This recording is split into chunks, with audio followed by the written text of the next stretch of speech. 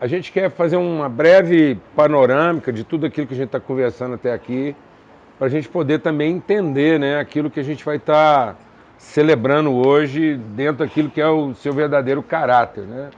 Aquilo que é a natureza do que a gente está fazendo.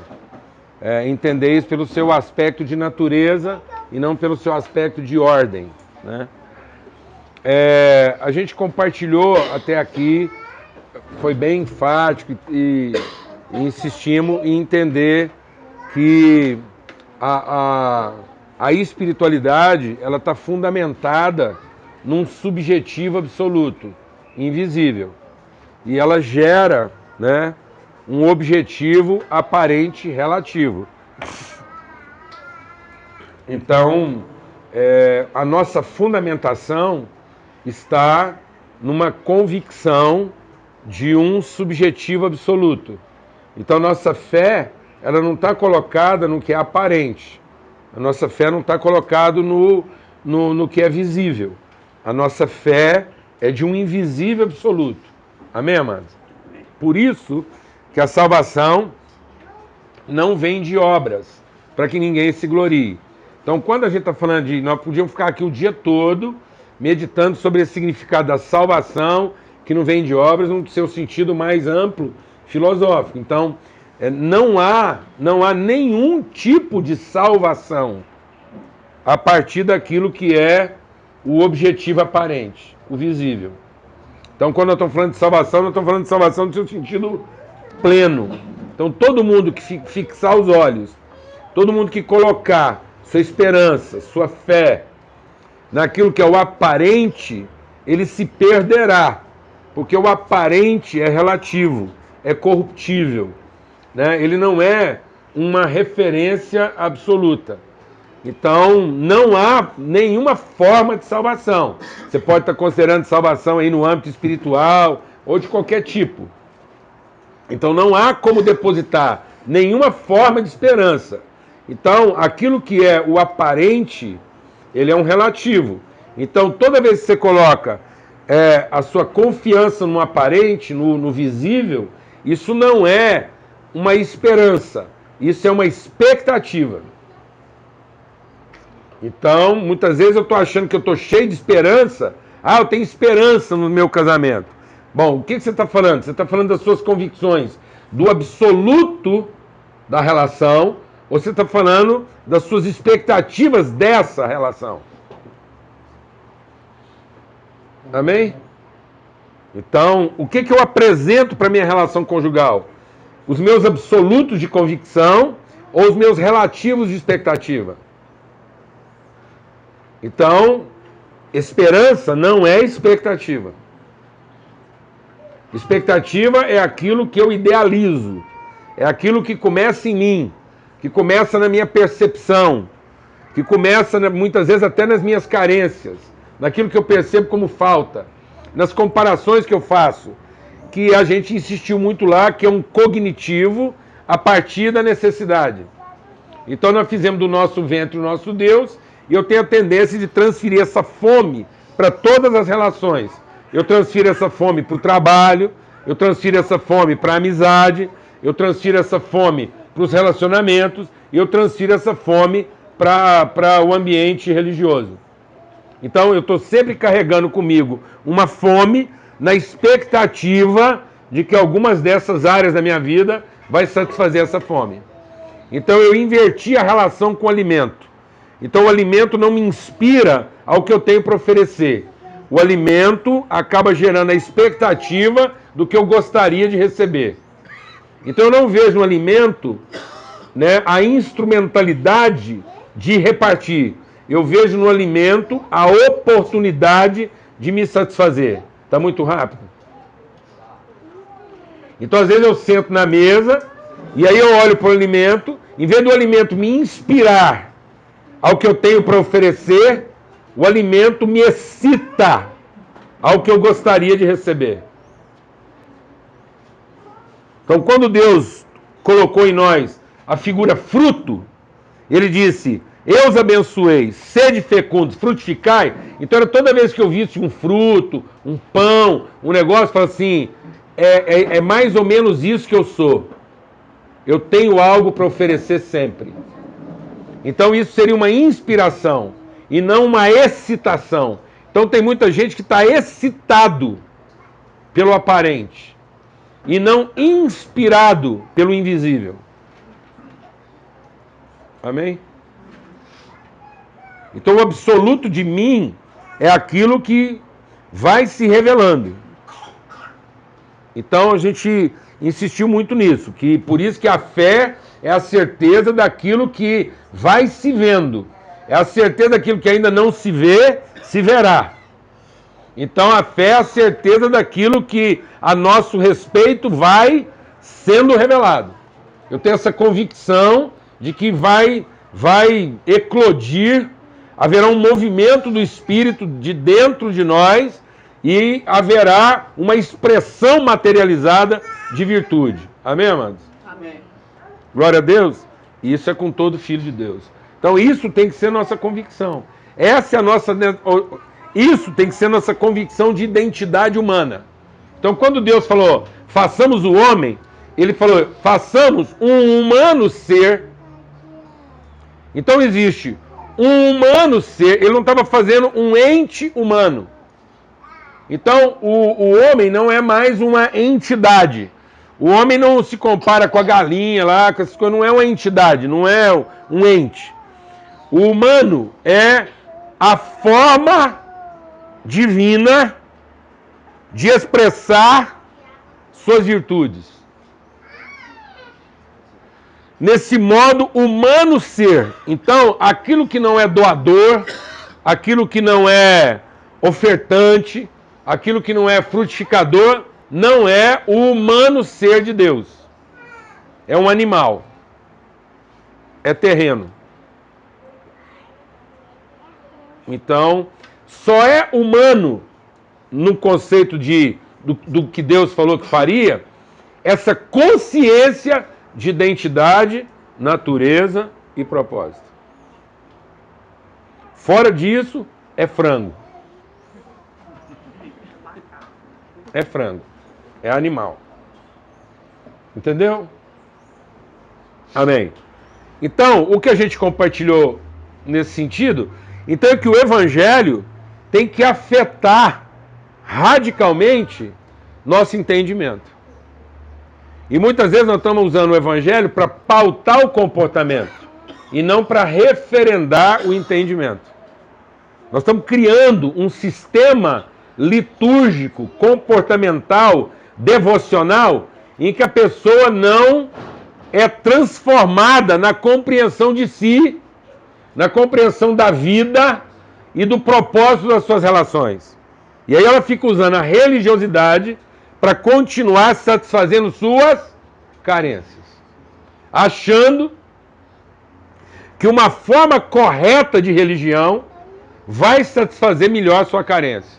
Então a gente acaba se tornando o pior de todos os religiosos. Porque o propósito de Deus não é satisfazer nossas expectativas, é fundamentar nossas convicções. Então um dos trabalhos de Deus é frustrar nossas expectativas. Porque Deus como expectativa é a pior de todas as expectativas, porque Deus como expectativa se tornará a pior de todas as frustrações. Como Jesus. Jesus para os discípulos abandonaram Jesus por quê? Porque foram contemplados as suas expectativas? Não, porque em termos de padrão de Salvador, aquilo que eles entendiam que deveria ser um Salvador padrão, Jesus foi lá e frustrou. E eles estavam tão frustrados que depois Jesus ressurreto apareceu para eles em pessoa e eles não eram capazes de reconhecê-lo. Então tem muita gente que está tão devoto das suas expectativas religiosas que se Jesus aparecesse em pessoa para ele, ele não seria capaz de reconhecê-lo. Porque ele está cego. E ele está cego por quê? Porque os seus olhos estão voltados para o seu ventre. Por isso que a palavra de Deus diz, os olhos são as janelas da alma. Então, quão profundas serão as trevas de olhos que só têm cobiça? Então, nada é mais trevoso do que uma pessoa que está o tempo todo cobiçando alguma coisa. E às vezes nós encontramos na forma religiosa a maneira de justificar nossas piores cobiças. Amém, amados? Por isso que a força do Evangelho é cruz, não é contemplação, não é devoção, é cruz. Então, a gente compartilhou sobre isso. E compartilhamos, então, que dentro dessa perspectiva, deixa o Espírito de Deus ministrar o nosso coração aqui, dentro dessa perspectiva, o caráter do Evangelho, a natureza do Evangelho é pedagógica e não litúrgica. Então nós temos um aspecto litúrgico de um caráter pedagógico. Então nós podemos ter um aspecto metodológico, nós podemos ter até um aspecto institucional, nós podemos ter vários aspectos, mas os aspectos são relativos. O caráter é absoluto. Então o absoluto do Evangelho é transformar o nosso entendimento. O absoluto do Evangelho é nos ensinar. Por isso que a graça nos salva, a graça se revelou salvadora, educando, ensinando. Por isso que quando Jesus falou de pregar o Evangelho, ele diz o quê? Vocês vão lá, batiza, ensinando-os. Quando Jesus começou o seu ministério, ele juntou os discípulos, vendo as multidões, Jesus traz os seus discípulos. O Sermão do Monte não era um sermão público, o Sermão do Monte era um sermão privado, era uma mensagem aos seus. Então Jesus, vendo a cultura humana, chama os seus para uma relação íntima, elevada, de perspectiva elevada, leva eles para um lugar alto, põe eles numa condição de intimidade. Então ele reúne uma comunidade. Ele tem uma percepção coletiva. Dentro de uma percepção coletiva, ele reúne uma comunidade, traz uma perspectiva elevada, produz uma condição de intimidade, põe os seus discípulos perto dele, acalma os discípulos, porque põe eles tudo sentado, e passa a ensiná-los, dizendo. Então, a obra de Cristo, então, às vezes a gente pensa que ele é um operador de milagres. Não. Jesus opera os milagres para nos colocar em condição de aprender. Porque o milagre não pode nada na vida de quem nunca aprendeu. Tanto é que o mundo não será condenado por falta de milagres. O mundo será condenado por excesso de milagres sem aprendizado. Porque às vezes o povo está achando que falta milagre no mundo. Jesus diz assim: ai de ti, Corazim, ai de ti, Betsaida. Porque se lá em Sodoma tivessem sido feitos os milagres que estão sendo feitos entre vocês, há muito eles já teriam se convertido no seu entendimento. Então hoje não falta maravilha, não falta milagre, não faltam sinais. Falta o quê? Entendimento. O povo sofre e o povo se corrompe por falta de quê? Entendimento. Conheçamos e prossigamos em conhecer ao Senhor. Amém? Então é uma transformação de entendimento. Então nós precisamos olhar para a vida da igreja e nos perguntar: nossas atividades, as nossas práticas, elas são pedagógicas? Ou elas são estritamente litúrgicas? Até eu queria aproveitar o canto, né? Por que é tão relevante a gente incluir na nossa liturgia o canto congregacional? Porque é uma prática pedagógica de harmonização. É uma prática pedagógica de ritmo, harmonia, de convivência das diferenças, das tonalidades. Então, um dos segredos, por exemplo, da gente cantar congregacionalmente é eu saber que eu só estou harmonizado não quando eu estou ouvindo a minha própria voz, mas que ao cantar, ao louvar, eu estou conseguindo ouvir o quê? Os outros. Então, o canto na vida da congregação produz uma pedagogia congregacional. Não é um coletivo excitado. Então é diferente de você ir numa rave, onde todo mundo canta, esguela e faz uma catarse. Na vida da comunidade, o louvor, a adoração, ajuda o que, amados? A trabalhar as diferenças, a harmonizar tons, a trazer compasso rítmico na vida da congregação. Então tem caráter o quê? Pedagógico. Sentar tem caráter pedagógico. Então quando o Espírito foi derramado, o povo estava o quê? Sentado. Então a palavra de Deus diz lá o quê? Ah, Maria estava lá, a Marta estava correndo de um lado para o outro, e a Maria estava o quê? Sentada. A Marta veio zangar com Jesus. Jesus falou o quê? Ô Marta, por que você está tão agitada, correndo de um lado para o outro? Por que você não faz como a sua irmã que escolheu a melhor parte? Ela estava fazendo o quê? Sentada.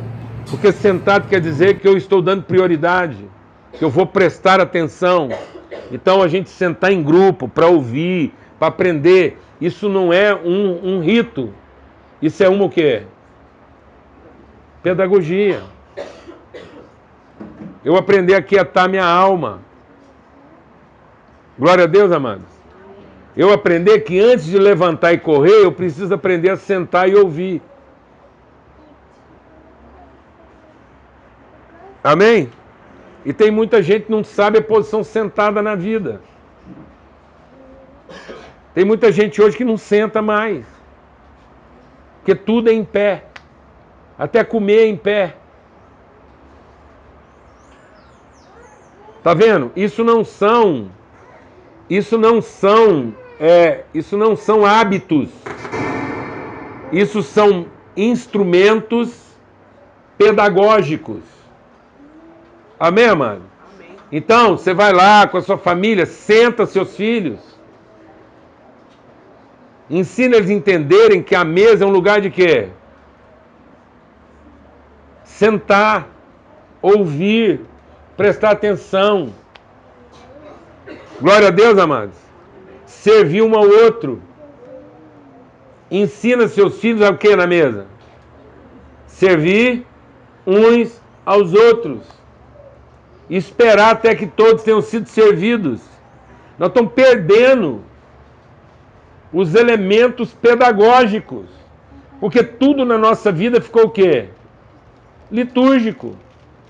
Então nós temos lá o culto da comida, mas não temos a pedagogia da mesa. Então a gente reúne para cultuar a comida, mas não nos encontramos para aprender a pedagogia da mesa. Quantas coisas poderiam estar sendo formadas no caráter da família, na pedagogia da mesa, na pedagogia de sentar para aprender. Outra coisa, repara bem, quando a gente senta, fica quase todo mundo da mesma altura. Amém, mano? Isso é pedagógico. Então, se eu estivesse aqui num círculo, eu poderia sentar e quando Jesus fazia isso, ficava todo mundo da mesma altura. Então não tem maiores e menores. É uma realidade comum. Nós estamos perdendo isso. Porque agora tudo ficou em função de um resultado. E nós estamos perdendo as noções de processo. Amém? Está me entendendo isso ou não? Por isso, a igreja reformada, na sua prática de fé... Alguém arruma um copo d'água, por favor? Ah, já está aqui. Olha, não foi carne nem sangue. Então, a igreja reformada entendeu que uma das coisas que tinha sido perdido na igreja religiosa, na igreja romana, uma das coisas que a igreja perdeu no seu desvio romano, litúrgico, religioso, foi o caráter pedagógico das suas celebrações. Porque aí os sacramentos passaram a ter caráter o quê? Litúrgico, religioso, ritualista. E aí eles foram introduzindo relíquias, Então, por exemplo, o pão da mesa deixou de ter caráter pedagógico para ter caráter o quê? Religioso, sagrado. Então, era o pão sagrado. Tanto é que eles cuidam lá, mal cuidado, não pode morder, porque é o corpo de Cristo, tem que esperar dissolver, porque quem é que vai mastigar Jesus? Então, assim, entendeu? Porque virou aquilo como se fosse quase que um pedaço, era como se Deus estivesse perpetuando pedaços de Jesus e não transmitindo a pedagogia do sacrifício. Então hoje, sem perceber, a gente deixa Deus ministrar o seu coração aqui, mano. Nós vamos criando ritos de perpetuação do nosso sagrado, em vez de criarmos instrumentos pedagógicos dos nossos valores. Vou repetir. Nós estamos criando mecanismos litúrgicos, religiosos, de perpetuação do sagrado. Então, às vezes, você acha que seu filho é um sagrado. Aí você fica criando mecanismos religiosos, litúrgicos, de perpetuar o seu sagrado. E não de preservar o caráter santo da pessoa. Então, nós não estamos formando uma pessoa. Nós estamos protegendo um sagrado. E nós queremos envolver Deus nessa parada. Para ver se Deus protege o nosso sagrado. Então, que tipo de rito eu tenho que desenvolver para Deus se convencer que o meu sagrado tem que ser protegido? E aí nós perdemos os instrumentos pedagógicos que Deus nos deu para preservar o caráter do santo. Então a palavra de Deus nos dá instrumentos pedagógicos de preservação do caráter santo e não de preservação do sagrado. E aí nós estamos tentando trazer o filho para a igreja, porque nós achamos que a igreja é o ambiente que vai preservar o sagrado. E não que a igreja é o lugar pedagógico que vai instruir o santo.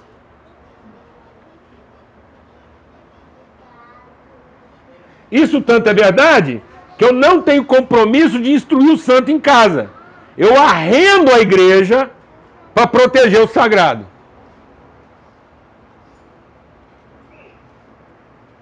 Então a igreja é meu arrendamento de perpetuação do sagrado. E eu não tenho que ter compromisso com os valores. Eu tenho que ter compromisso com o dinheiro, com a profissão e tal. E a igreja eu pago com louvor, com presença, com dízimo, para que ela perpetue o meu sagrado. E aí esses meninos vêm sendo trazidos para a igreja na marra.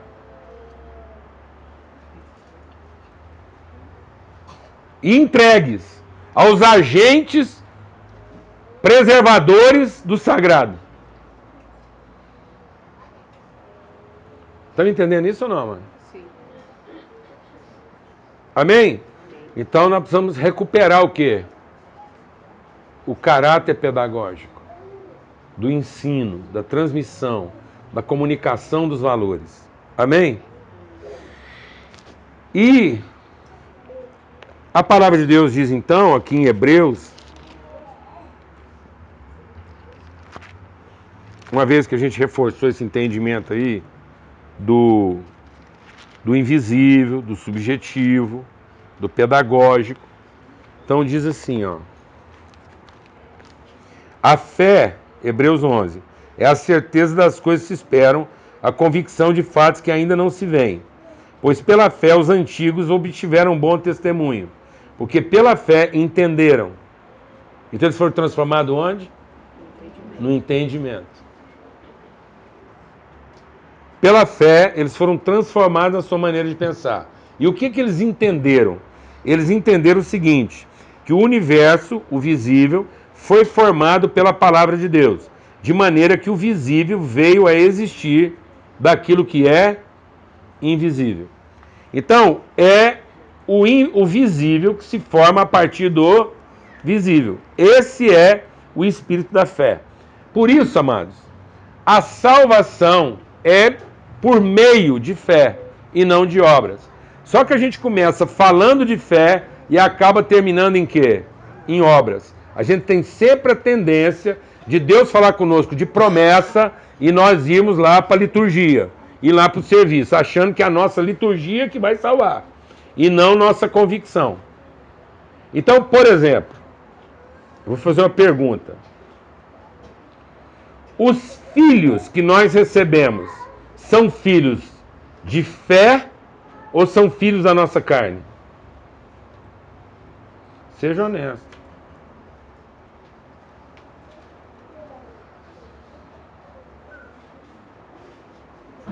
Seja honesto. Tá vendo? Paulo escreve sobre a gravidade disso. Quando ele escreve aos Gálatas, ele diz assim, presta atenção nisso aqui, amado. Quando ele escreve aos Gálatas, ele diz assim, olha, os filhos da carne é que perseguirão os filhos da promessa. Porque da carne nada se aproveita. Então, fica uma coisa, não existe salvação para um filho da carne. Não tem nenhum tipo de salvação porque foi gerado na carne.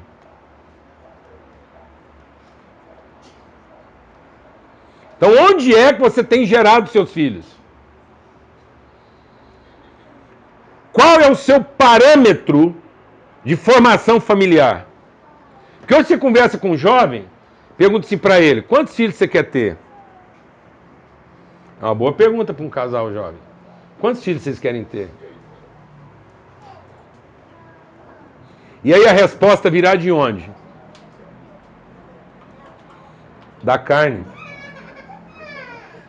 Porque nós queremos ter aqueles filhos que a gente acha que dá o quê? Conta. Então esses são os filhos desgraçados. Porque eles já vão nascer acreditando que dependem de quem? Do seu braço. Eles não foram gerados na sua fé. Eles foram gerados na sua força. E nada que nasceu na carne se aproveita. Não tem nada que começando no homem termine em Deus. Essa foi a mentira do diabo. Só termina em Deus aquilo que começou em Deus. E isso é uma tendência humana, natural. Então nós temos que vencer uma tendência natural pela fé. Por isso que a palavra de Deus diz, essa é a vitória que vence o mundo, a nossa fé. Essa é a vitória que vence o mundo, a nossa fé. Amém, amados? Amém? Amém?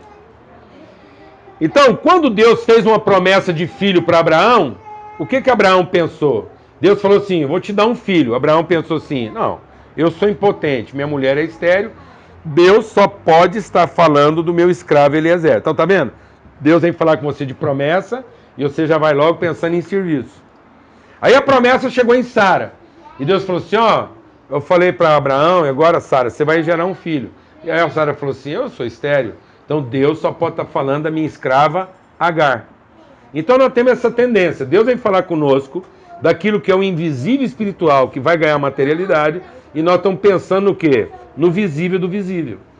Eu estou sempre avaliando a partir da minha capacidade, e não a partir do valor da promessa de Deus. Então não é fé, amado. Nós temos que admitir que nós não estamos vivendo pela fé. Nós não estamos fazendo justiça, nós estamos fazendo juízo. Então, em tese, quando um casal é perguntado assim, ó, quantos filhos você gostaria de ter? E a resposta seria o quê? Todos.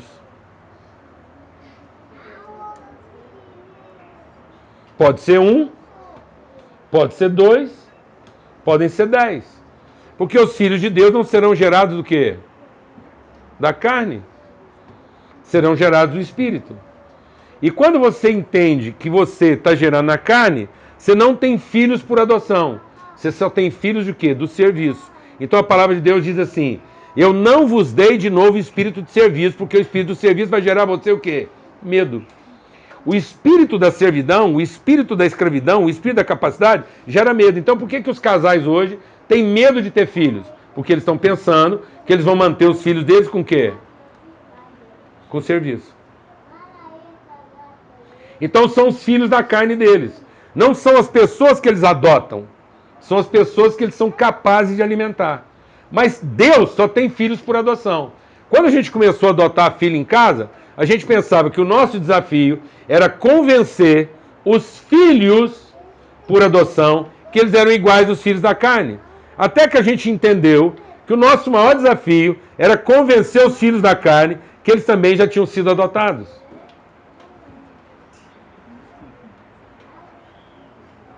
A Bebel foi a que ajudou a gente a entender isso melhor. Um dia a Lana encontrou a Bebel e ela estava chorando assim, inconsolável, copiosamente. Aí a Lana perguntou para ela qual a razão de tanto desespero. Ela falou, porque todo mundo fala que a Sarinha é filha do coração e eu sou da barriga. E eu não queria ser filha da barriga, eu queria ser do coração. O que é filho da barriga, mano? Feze. Pum. E isso está lá em Isaías. Isso está lá em Isaías. Lá em Isaías está dizendo assim: o ventre de vocês dilatou, vocês tiveram dores e contrações, pensando que estavam grávidos.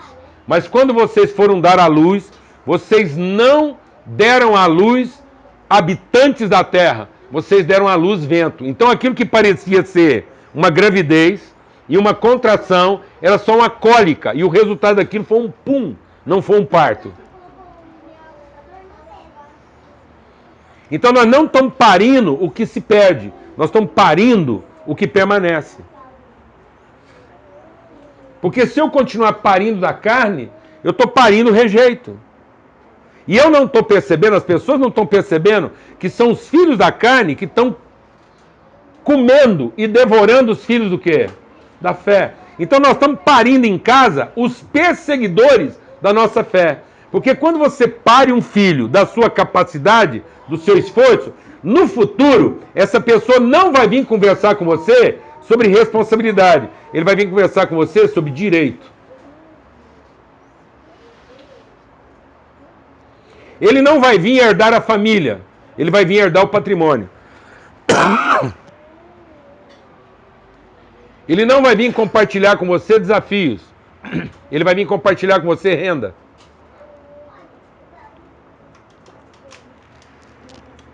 Quem está entendendo o que eu estou falando aqui, amados? Então, quem pariu o seu próprio perseguidor? Abraão, porque Abraão pariu um filho da carne, Ismael, que persegue o filho da promessa até hoje. Então, muitas vezes, na força do nosso braço, nós estamos criando os nossos principais problemas. Então, eu vou te fazer uma pergunta de novo.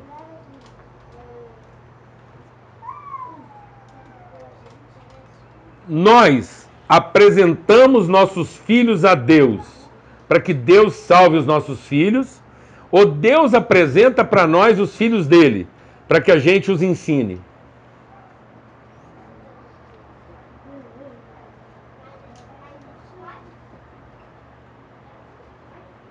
Vou perguntar de novo.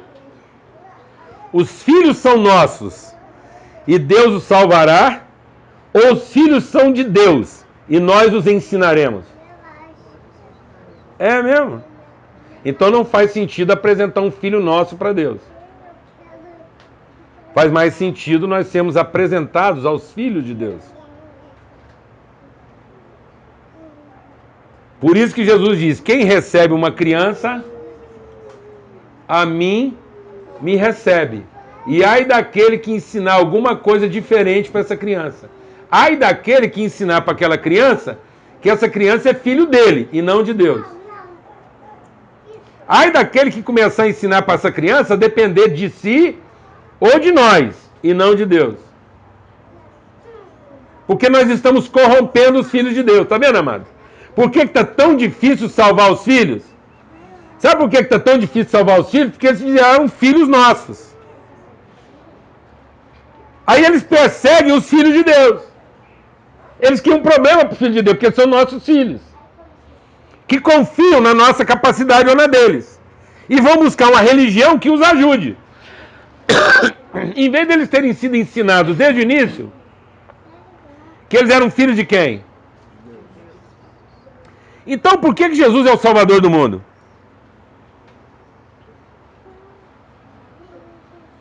Porque Deus veio conversar com seus pais. E falou: ó, o filho que vocês vão receber aí não é de vocês. É meu. Eu que estou gerando. Pelo Espírito. Amém? Vocês o recebam, o batizem, deem um nome para ele. E ajudem ele a ser isso. Isso está valendo até hoje, mano? Tá vendo como é que a gente ficou religioso? Que agora a gente atribui isso só a quem? A Jesus. Não atribuímos isso ao corpo de Cristo. Então nós não estamos gerando filhos para salvar o mundo. Nós não estamos gerando salvadores desse mundo. Nós não estamos gerando irmãos de Jesus. Nós não estamos gerando com o Espírito no homem interior. Nós não estamos gerando da fé. Nós estamos gerando da onde? Da carne.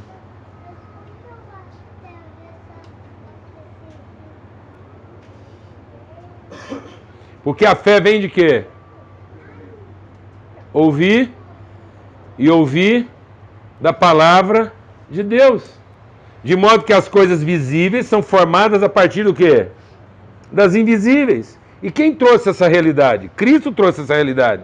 De modo que agora nós somos gerados de uma semente incorruptível.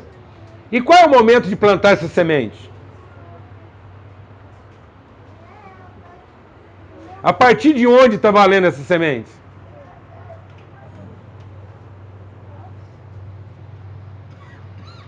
Então por que nossos filhos estão com dificuldade de crer? Porque nós tratamos eles 15 anos como incrédulos, pregamos a nossa religião para eles, para ver se eles se convertem. Mas até os 15 anos eles foram incrédulos, pagão, iníquo, perdido. Então nós tratamos o cara como incrédulo, esperando que ele se torne um crente. Ora, não era mais fácil tratar ele como um filho de Deus? Na expectativa de que ele só, na esperança de que ele só confirmasse isso?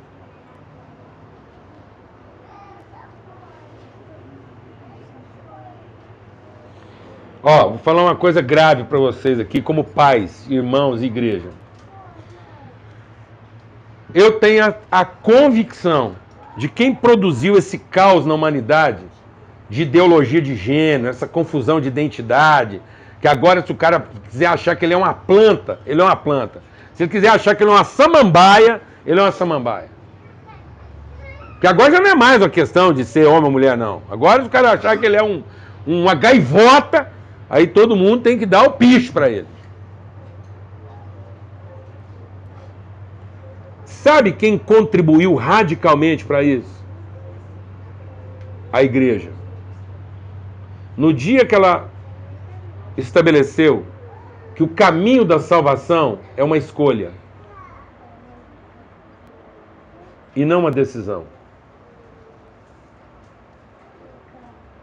E salvação não é escolha. É submissão. Deus não é escolha.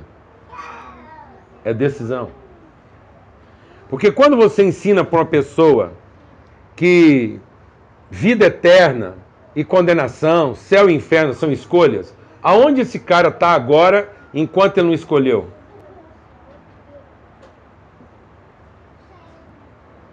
Então nós criamos uma terceira via. Então se você apresenta para o cara uma escolha, fala assim, ó, você tem que aceitar Jesus, senão você vai para o inferno. Mas se você aceitar, você vai para o céu. Aí o cara pode responder assim, se Jesus não achar ruim, eu prefiro ficar aqui onde é que eu estou.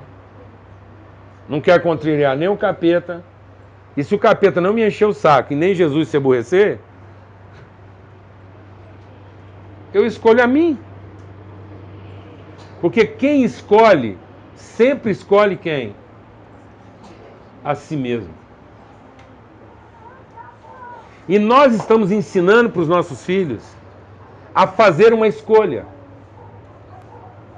E não a todo dia tomar decisões. Nós estamos colocando como se a vida fosse uma opção. E não uma direção. Escolha é quando você pode obter o mesmo resultado por caminhos diferentes. Isso é escolha. Mas quando você, ao decidir, tem resultados exatamente opostos, então isso não é escolha. Não há escolha entre vida e morte. Há escolha em vários tipos de vida, ou vários tipos de morte. Mas entre vida e morte não é escolha, é decisão. Vou explicar isso melhor. O cara estava voando. num voo comercial. A aeromoça chegou para ele e falou assim: o senhor vai jantar? Ele falou assim: quais são as opções? Ela falou: sim ou não.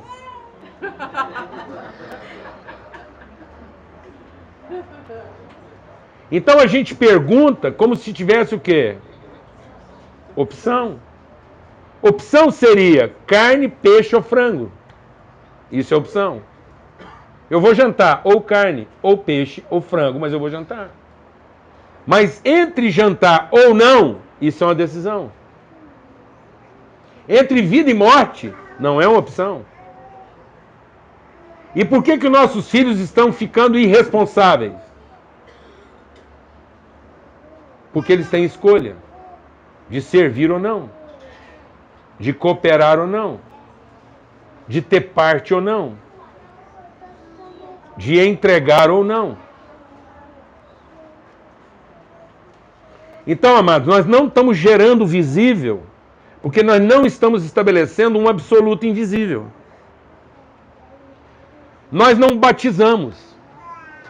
E por que nós não batizamos? Porque nós entendemos o batismo como um rito quê? Religioso, para premiar uma escolha. Então nós estamos reconhecendo a escolha. E não tomamos a decisão. Então pode ser, por exemplo, eu não prego mais para ninguém, dando para ele a oportunidade de quê? De escolha. Eu não prego para uma pessoa pensando que ele é incrédulo para ver se ele vira crente. Eu só prego para as pessoas agora na certeza de que ele é um convertido. Então ele não tem que provar para mim que é um convertido. Então eu compartilho o evangelho hoje, deixando o cara na condição, não de aceitar, mas de recusar se ele tiver coragem, amém, irmão? Amém? Então eu ensino para ele, porque senão não tem fé, senão não tem expectativa. Se você prega para uma pessoa, pensando que ele é incrédulo e vai virar crente, você não tem fé, você tem expectativa. Eu não vou gastar meu tempo numa expectativa. Eu vou gastar meu tempo numa certeza. Então eu estou ensinando para ele na certeza que ele é o quê? Ele é um filho de Deus. Se ele quiser, ele me prova o contrário. Ou então, ele concorda. Amém? De modo que ele pode decidir não ser meu amigo. Mas eu já estou decidido a ser irmão dele. Então, é a fé dele que vai curar a minha incredulidade ou é a minha fé que vai curar a incredulidade dele? Mas hoje a gente prega para as pessoas como um incrédulo, esperando que se ele creia, eu também creio. Isso é obra. Quem está entendendo o que eu estou falando aqui, amado? Então, a minha fé é que tem que iluminar a incredulidade dele. Então, você ensina para o seu filho como se ele fosse incrédulo, na expectativa dele virar um crente, ou você ensina para ele na certeza de que ele é um filho de Deus? Nós não estamos percebendo que algumas coisas que a gente faz na igreja hoje são abortivas, porque nós estamos gerando filho da carne e não por adoção. Vou te explicar isso melhor. Na Islândia, a Islândia acabou de anunciar, a Islândia é um país de primeiro mundo, certo? A Islândia acabou de anunciar a erradicação da síndrome de Down. Não nasce mais Down na Islândia. Como é que eles conseguiram esse milagre? Não nasce mais Down na Islândia? Não. Porque agora os exames estão tão aperfeiçoados que 100% das mães que têm diagnóstico de Down abortam.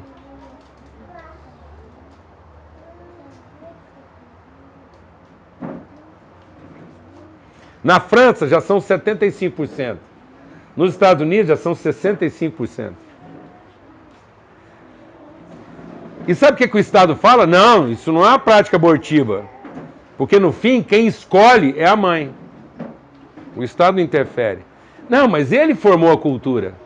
E aí nós não percebemos que algumas práticas que nós usamos hoje para condicionar o batismo são abortivas. Porque o cara crê, a gente batiza não. Sabe o que a gente faz? O cara fala que converte, nós metemos ele numa escola de 1 ano para preparar ele. para ele ter certeza, mas também para nós termos certeza.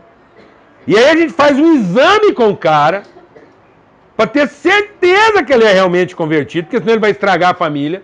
E aí, a hora que a gente tiver certeza mesmo, a gente empresta nosso nome para ele. Isso é uma prática o quê? Abortiva. Porque se no meio do processo a gente identificar nele algum defeito, o que a gente diz? Você não é nosso filho. Porque filho feio não tem pai. Tá vendo, amados? Que nós estamos criando formas mentais de abortar. Jovens que não querem ter filhos, ou não querem ter todos, não entendem que gerar filho é por adoção. Aí, quando aparece um problema, então vou te falar uma coisa, quero avisar para todos os casais jovens aqui, vocês vão ter todos os filhos que Deus quiser que vocês tenham. E às vezes vem num formato assim mignon, facinho de cuidar e ensinar. E quando você rejeita esse processo assim mignon, mais fácil, eles já vêm adulto na forma de um cunhado quebrado, de uma tia caduca, de uma mãe esquisita, de um pai alcoólatra, mas você vai acabar tendo que adotá-los.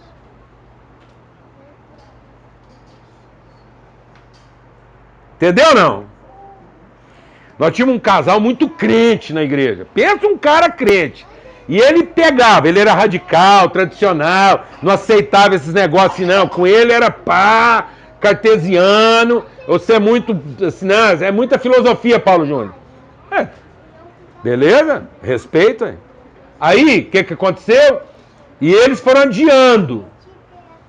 adiando a paternidade, metendo anticoncepcional pra dentro. Tipo assim, filho a gente tem a hora que quer. Nada conversado com Deus, não. Tipo assim, agora nós não queremos, a hora que a gente quiser ter, tal, a gente para aqui e Deus fica na obrigação de dar. Aí eles pararam o negócio, o trem começou a ficar meio enrolado, porque parece que Deus distraiu.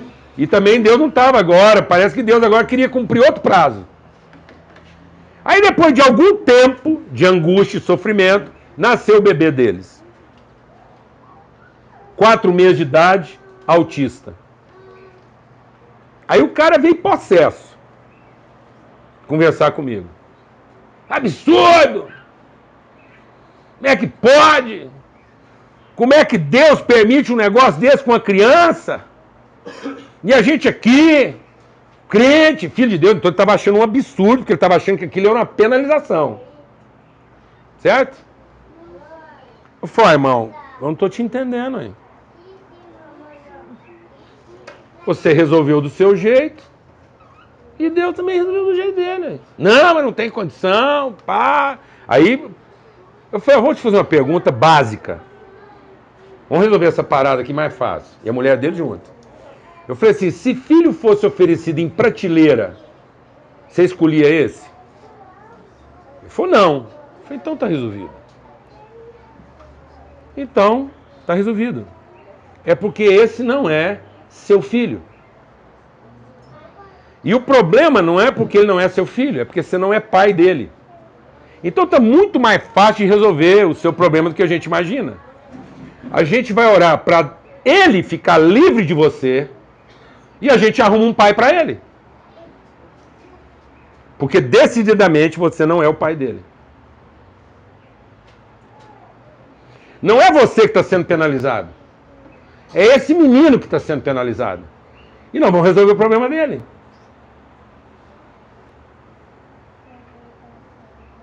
Algum tempo depois, esse cara começou a agredir a mulher dele, fisicamente. Se separou da mulher.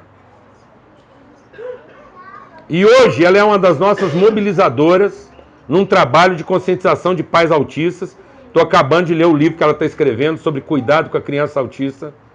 E ela diz, eu só me converti no dia que eu escutei a história da prateleira. Porque eu tive que ir para casa e tomar a decisão de que filho não é escolha, é decisão. E eu decidi ser a mãe do meu filho. E hoje ela é uma bênção para muitas famílias.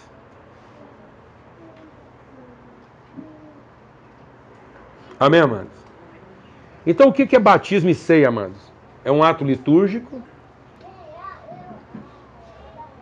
Ou é um rito pedagógico?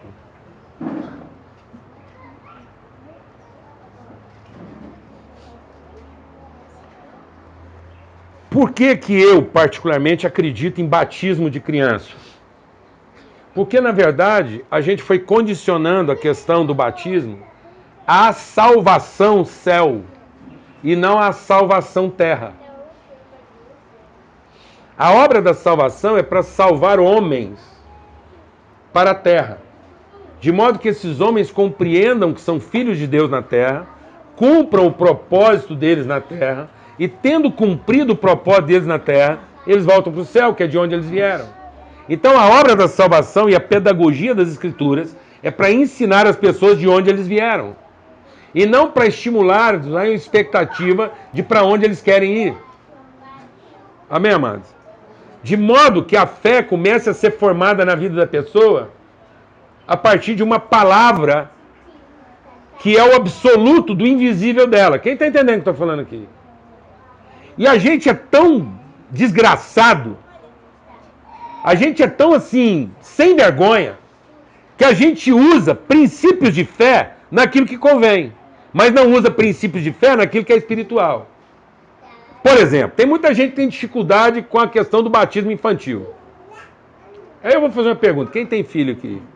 Levanta a mão. Então eu vou perguntar uma coisa.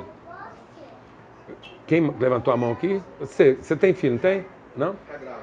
Tá grávida. Tá bom. Então quem tem filho pequeno aqui? Você tem. Como é que você chama? Fábio. Fábio, com quantos meses você registrou seu filho? Hã?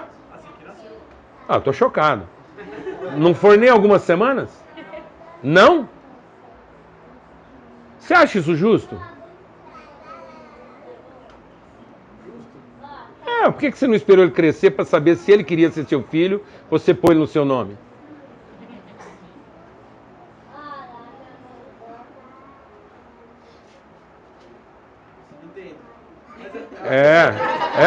Não. E se ele não quisesse ser? Mas eu tenho uma dúvida. Onde na Bíblia fala que tem essa parte? Não estou perguntando isso. Não, sim. Essa dúvida que eu tenho só essa dúvida que eu tenho sobre o batismo. Onde que era praticado o batismo de... Desde Abraão. Desde Abraão? Desde Abraão. Deus falou assim, eu vou te dar filhos. Os filhos serão meus, eu estou te dando eles. E o seu papel é circuncidar eles e fazer eles saber que ele é meu filho. Pronto. E aí, sabe por que o povo saiu do Egito, mas não herdou a terra? Sabe por que nós não estamos formando povo para a terra?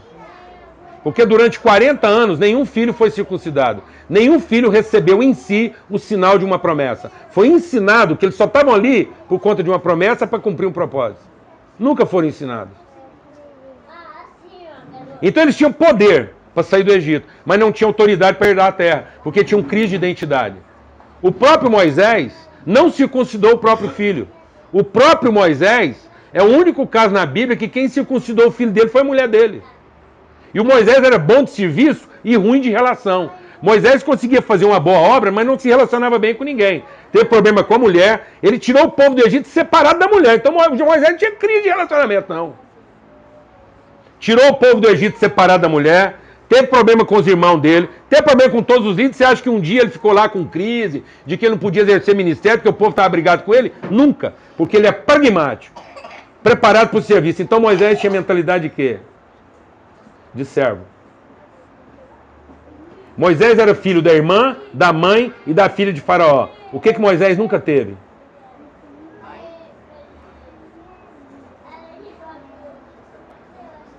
Então Moisés sabia de serviço, mas não sabia de palavra empenhada. Moisés não tinha o caráter subjetivo absoluto. Moisés tinha como absoluto o aparente.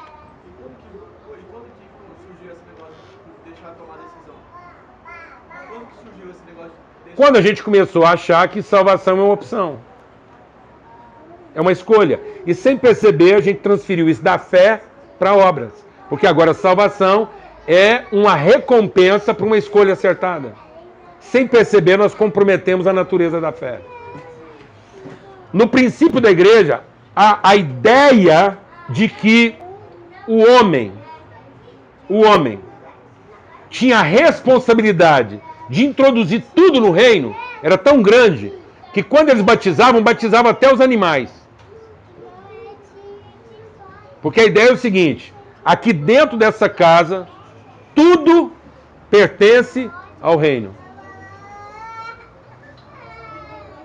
Então, nós estamos perdendo o caráter da importância do subjetivo. Nós não estamos gerando de palavras, nós estamos gerando de obras. Isso é subjetivo. Então, o que acontece? O que a Bíblia diz? Que nos últimos dias, qual seria o papel da igreja? Cuidar de órfãos e viúvas. Porque, literalmente, nós estamos gerando filhos de quê? De comportamento, instituição, capacidade, de peito, de vagina, mas não de palavra empenhada e de compromisso assumido. Então, nós estamos gerando uma orfandade. Porque ninguém é órfão de mãe. Ninguém, não existe orfandade materna. Se existe um ser vivo aqui, ó, todo mundo está aqui, se eu olhar para todo mundo, qual é a única certeza que eu tenho? É que teve mãe, né? Porque o subjetivo é a paternidade, é a palavra empenhada, é o compromisso assumido. Então nós estamos querendo assumir compromisso em cima de garantias e não de certeza.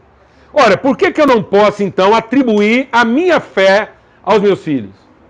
Então, eles podem não querer ser meus filhos, mas eu não dei para eles essa opção. Mas eles podem tomar uma decisão depois. Não tem problema. Eles deixam de ser meus filhos, mas eu não deixo de ser o quê? Pai deles. Recentemente um irmão me ligou. 4 meses de idade, o filho dele estava 2 meses e meio no hospital, problema cardíaco. O menino nasceu 1 mês e pouco, identificou um problema cardíaco, operação, UTI, e o cara desesperado, questionando a fé dele. Ah, não sei como é que é isso, como é que pode, eu estou duvidando da minha fé, meu filho tão pequeno. Falei, ó, seguinte, explicar, o problema do seu filho está resolvido. O problema do seu filho está resolvido. Se alguém passar ele na água, sem água, com igreja, sem igreja, os pecados dele foram perdoados. E Deus não leva em conta os tempos da ignorância. Então a Bíblia diz que um abortivo, um filho abortado, é melhor do que um nativo. Porque ele passou, ele virou um ente humano e alcançou glória sem ter que enfrentar o sofrimento dessa vida. Eu falei, então, você está achando que o seu filho está com um grande problema, porque ele pode viver ou morrer a qualquer momento? Então, eu vou falar uma coisa, se o seu filho morrer hoje, o problema dele está resolvido. Ele é o melhor de todos nós. Ele vai encontrar a glória sem ter passado pelos abacaxi, sem ter que sofrer por causa de uma mulher que traiu, sem ter que sofrer um roubo de um sócio, sem ter que aguentar um pai destemperado, sem ver um pai agredindo uma mãe, sem ver uma mãe nervosa com o pai, sem ter que fazer dever de escola e tomar bomba. Acabou, esse menino vai encontrar o pai dele sem passar por nenhuma desgraceira dessa. Então você está achando que ele está sofrendo? Não. Se ele morrer amanhã... Agora, o que nós temos que garantir? Falei para ele, o que nós temos que garantir para esse menino? Qualquer segundo de vida que ele tiver aqui. Um pai. Ele não pode ser órfão. Então, Rafael, o seu nome é o Deus que cura. Então, entregue um pai para o seu filho, para que ele não viva 1 segundo nesse mundo órfão. E que ele receba a sua fé como um filho de Deus. O nosso problema é que nós estamos querendo que Deus trate bem nossos filhos. E enquanto isso, nós estamos tratando mal os filhos dele. Então os filhos dele estão ficando órfãos dele. Mas não são órfãos de quem? De nós. Era preferível ele ser órfão de nós e não órfão de Deus. Porque a gente fala que eles são nossos filhos, registra ele em nosso nome, mas não registramos, não deixamos patente, não gravamos no coração deles, com a mesma convicção que eles são filhos de Deus. E por que seu filho, ele já fala? Tá, então vamos pegar um que fala aqui. Quem tem um filho pequeno que já fala? Pá, por que o seu filho lá, a sua menina, né? Por que a Raíssa, ela começou a falar papai, e não encanador, açougueiro, ou dono da padaria? Por que ela falou papai? Hã? Mas você acha isso justo, então? Então você usou de um artifício espiritual, porque você foi semeando no coração dela a palavra, até que ela creu, e aí quando ela deu materialidade à palavra, ela falou o quê? Papai. Porque a boca fala. Você já pensou se a primeira palavra que a Raíssa falasse fosse Jesus?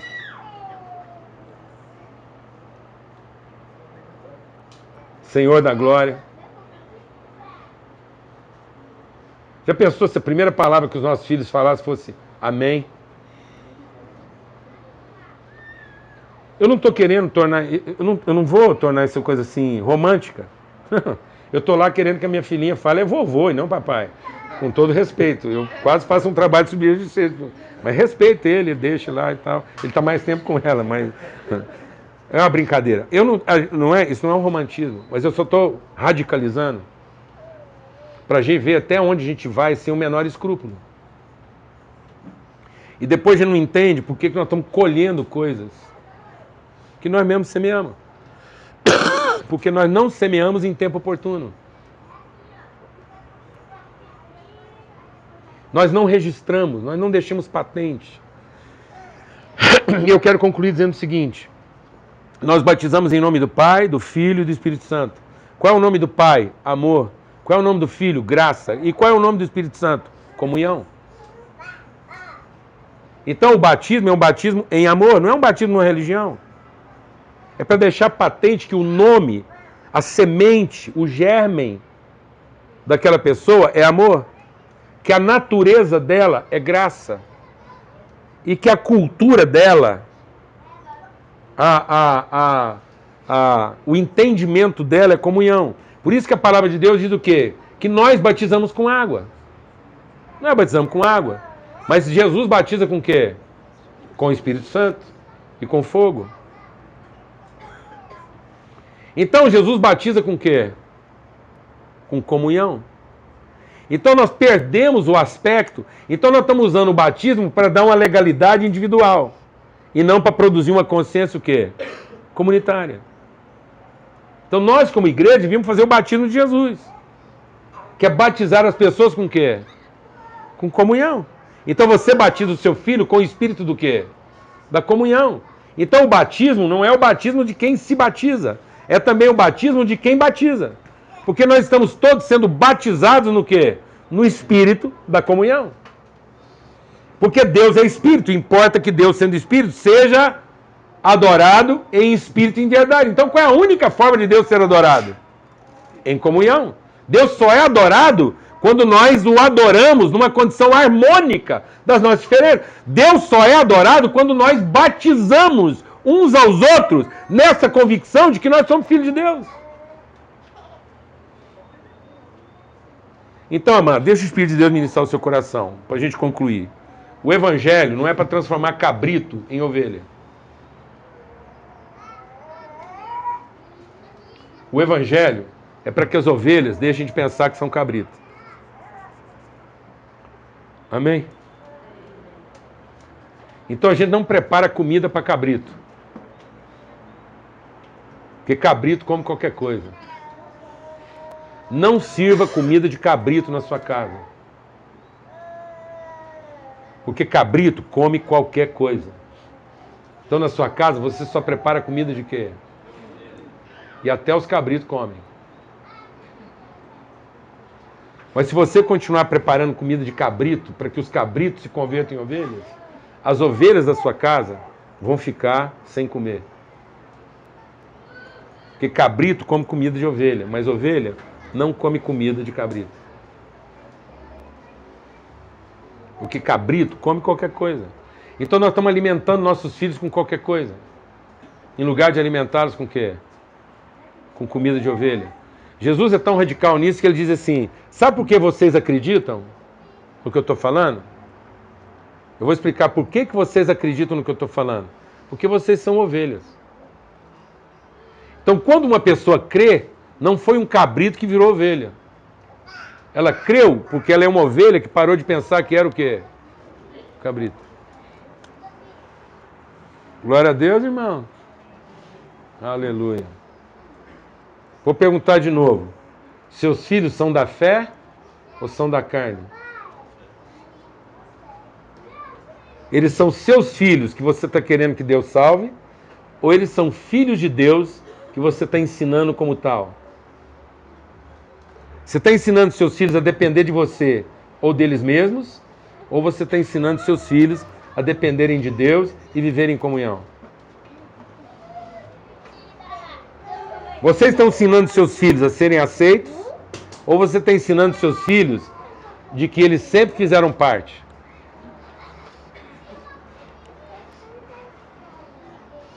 O que você vai ensinar seus filhos? Que se eles fizerem a coisa certa, eles serão aceitos? Mérito. Ou você está ensinando seus filhos que eles sempre fizeram parte? Você está ensinando seus filhos que se eles acertarem, eles vão ser recebidos no céu? Ou você está ensinando seus filhos que é de lá que eles vieram para cumprir um propósito aqui na terra e quando terminar o propósito aqui, eles voltam para o céu? E que esse propósito pode durar 5 meses, 5 anos, 50 anos. Então, filho de Deus nunca morre cedo nem morre tarde. Amém? Glória a Deus, amado. Filho de Deus nunca perdeu nada. Nunca morreu prematuro. Porque filho de Deus não foi feito para durar, foi feito para viver. E quem vive não vive muito nem pouco. Agora tem gente que está durando muito e não está vivendo nada. Era melhor já ter morrido. Tinha ficado mais barato. Amém? Então não ensine seus filhos a durar. Ensine seus filhos a viver. E viver é cumprir um propósito. E ele só vai cumprir um propósito se você souber de onde que ele vem. E não se ele ficar excitado para onde ele quer ir. Porque se você excitá-lo para onde ele quer ir, ele vai se corromper no seu propósito. Porque ele vai fazer as coisas para merecer o lugar que ele quer ir. E não para revelar o lugar de onde ele veio. Glória a Deus. Então nós recebemos os filhos de Deus na comunhão. Agora, quero dar um testemunho também. Está dentro do horário ainda. Quero dar um testemunho. É que eu não tenho dificuldade com água, não. Se precisar batizar uma pessoa com água 10 vezes, já batiza. Aliás, porque na minha vida eu já tive vários batismos. Eu tive o batismo do primeiro namoro. Fui batizado. Depois fui batizado na primeira traição. Fui batizado quando eu passei do ginásio para a faculdade. Fui batizado quando me diplomei. Fui batizado quando eu fiz o primeiro óbito. Então, todos os dias nós estamos vivendo o quê? Batismos. Então, se uma determinada pessoa está entendendo um novo momento na vida dela e quer celebrar isso com água, está tranquilo, hein? Se um filho nosso entender um momento novo da vida dele e falar assim, ó, queria dar testemunho da congregação de que eu estou vivendo um novo momento e queria celebrar isso na comunhão, dando testemunho de fé, na forma de um batismo. Não estou dizendo aqui que, pronto, é um testemunho. Mas no que dependeu de nós, ele foi recebido na comunhão, no que dependeu de nós. Ele nunca foi rejeitado, colocado de fora, para depois ganhar condições de ser incluído. Então ele foi incluído, e se ele quiser, ele nega. Amém? Amém. Porque ele já foi incluído. Que é isso que a Bíblia fala. Prepara um jantar e força todos o quê?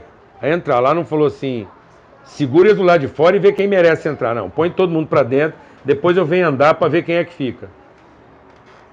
Amém, irmãos? Glória a Deus. Alguma pergunta? Algum comentário? Aproveita. É mesmo, alguma pergunta, algum comentário? Pode falar. É uma crise que eu tenho tido de enxergar isso que há 30 anos que passou da minha vida, 31, sabe? Parece que parece que não era real. Parece que agora eu começo a enxergar que é um Jesus diferente. E como isso traz novas decisões, ao mesmo tempo traz um foco com o ambiente de vida que eu tenho. Não só com família, mas com trabalho e tudo. Bem-vindo. Isso não vai te fazer sofrer, não. Porque assim, é uma crise. Eu sei, mas fica tranquilo. Isso não vai te fazer sofrer, isso vai te matar. Porque se isso não tiver poder para te matar, então não é o evangelho. Principalmente o pai. A mãe sofre como quem pensa que vai morrer, mas sabe que não pode. O pai sofre como quem gostaria de não morrer, mas sabe que vai. Porque o pai gera enterrando a semente, entregando. A mulher gera recebendo e ampliando. Então, a sua crise ainda vai piorar. Viu? Porque ela tem poder mesmo de te matar. E aí eu vou dizer uma coisa, só tem uma forma de você enfrentar essa crise. Arruma 2 amigos. Pra você não desistir. Porque são os amigos que seguram a gente. Não tente enfrentar isso sozinho, você está lascado. Muitos homens de Deus caíram não porque foi difícil, mas porque enfrentaram isso sozinho. Então Jesus só conseguiu enfrentar esse momento de morte, porque no pior da crise dele, ele lembrou dos amigos. E ele lembrou que não estava sendo uma vítima, mas que ele estava fazendo isso em favor dos amigos. Então encontre amigos. Porque também se for só em favor da sua casa, é egoísta. Em favor só da sua casa, você foge. Então tem que ser em favor dos amigos. Tem que ser em favor do futuro dos seus filhos. Amém? Aí você encontra força para entender que isso é uma guerra. E que vai custar a nossa vida. Mas a fé vem de ouvir e ouvir a palavra de Deus. E a certeza que as coisas visíveis se tornam visíveis a partir do quê? Das invisíveis. Então eu quero louvar a Deus pela sua crise. Graças a Deus. Você finalmente entrou em crise. Graças a Deus. Porque isso quer dizer que a gente deixou de ser menino. E estamos assumindo a responsabilidade. Amém, amados? Em nome de Cristo Jesus. Ontem, quando o senhor estava pregando, comentando sobre Deus, você comentou algo que não está claro na minha mente, depois de muita reflexão, sobre quanto a gente às vezes precisa se afastar de Deus. Porque na minha mente isso não entra, sabe? Pra mim, Afastar de Deus no aspecto da proteção do divino, para conhecer mais perto Deus no seu amor de Pai. Então, o Deus no amor de Pai, ele vai a uma distância maior, porque como divino, ele está perto de tudo. Por isso que Jesus diz assim, eu sou o caminho, a verdade e a vida. Ninguém vem ao Pai, porque para Deus não precisa caminho. Porque para Deus, Deus são os atributos, onipotência, onipresença, onisciência. Mas eu conhecer o poder de Deus, eu conhecer a ciência de Deus, eu conhecer a presença de Deus, não quer que eu dizer que eu conhecia Deus. Porque Deus pode ser onipresente, onisciente, onipotente e ser um sacana. O fato dele ser onipotente, onipresente, onisciente, não garante a ele um caráter. O que é um psicopata? Um psicopata é um cara que acha que sabe o que é melhor para os outros. Que tem o poder de impor aos outros aquilo que ele acha melhor. E que está próximo o suficiente para exercer esse poder e fazer o que ele acha que é melhor. Então o psicopata é um cara sincero. No uso do poder, da ciência e da proximidade. Então Deus podia ser tudo isso e ser um crápula. Um tirano. E está fazendo tudo isso aí para depois no fim falar assim, ó, é tudo mentira, eu queria era só sacanear vocês tudo. Para sentir que eu sou Deus mesmo e posso fazer o que eu quiser. Então Jesus não é caminho para Deus, Jesus é caminho para quem? Para o Pai. Porque aí Deus só pode ser conhecido, o Pai só pode ser conhecido na relação. Eu não preciso ter relação com Deus, com o Pai, para experimentar Deus. Então eu experimento a onipotência, a onisciência, a onipresença sem conhecê-lo, porque é o óbvio de Deus. É o que eu acho que Deus pode fazer por mim. Agora, Deus é onipotente? Deus é onipotente? Não, ele é onipotente. Ele é onipotente? Isso quer dizer que ele pode fazer tudo? Não. Porque ele, podendo curar Paulo, não podia. Porque como Deus ele podia, mas como Pai ele não podia. Então, as virtudes de Deus colocam limites para os seus atributos. Deus é onisciente? É onisciente? Então ele sabe tudo. Então ele não esquece nada. Mas ele fala que ele é onisciente e ao mesmo tempo ele não se lembra dos seus pecados. Então Deus é onisciente? Ou ele não lembra de uma parte? Então tá vendo? Então nós não somos ministros dos atributos, nós somos ministros do quê? Das virtudes. E as virtudes estão no Pai, não estão na divindade. Na divindade estão os atributos. Mas as virtudes são as virtudes do Pai. Amor, graça e comunhão. Então nós não somos ministros do poder. Nós somos ministros do quê? Da natureza, do caráter. Então eu preciso me libertar das minhas devoções de divindade para ter mais intimidade com as virtudes da paternidade.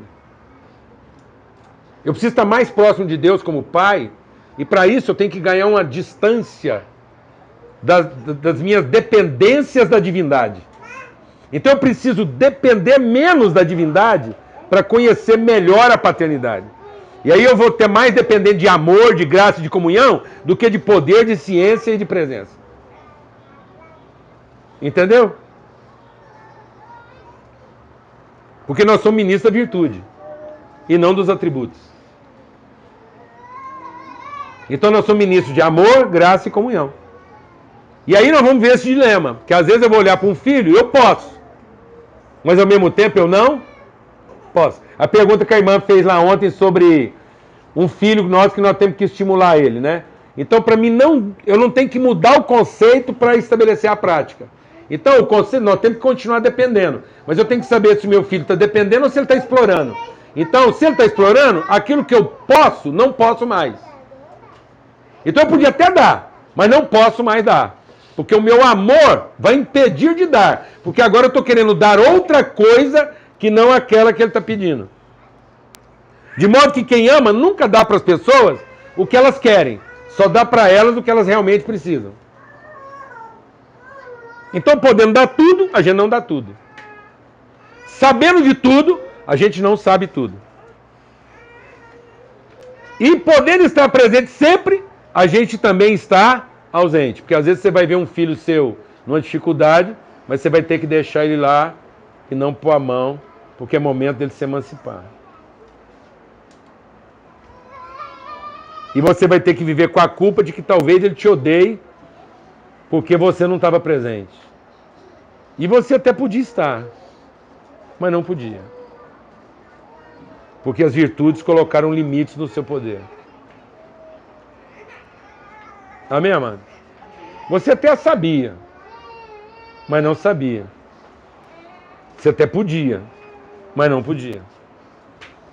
Então nós estamos vivendo um povo que pode e sempre quer poder, que sabe quem sempre quer saber, que está e que sempre quer estar. Porque não carrega o quê? Virtudes. Só carrega atributos. Mais alguma pergunta? Amados, ninguém se sinta constrangido.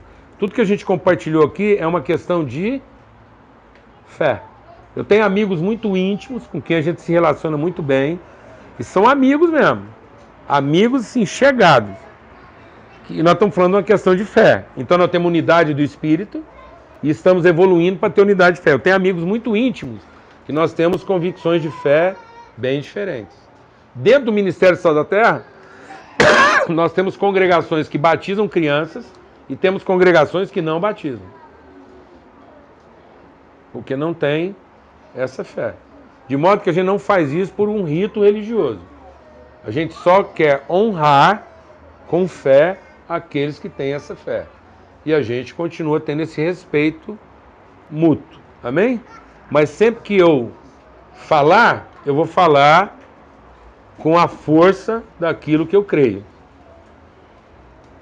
Eu também não vou ficar me desculpando por aquilo que eu creio. Sempre respeitando aqueles que creem de outra forma. Amém?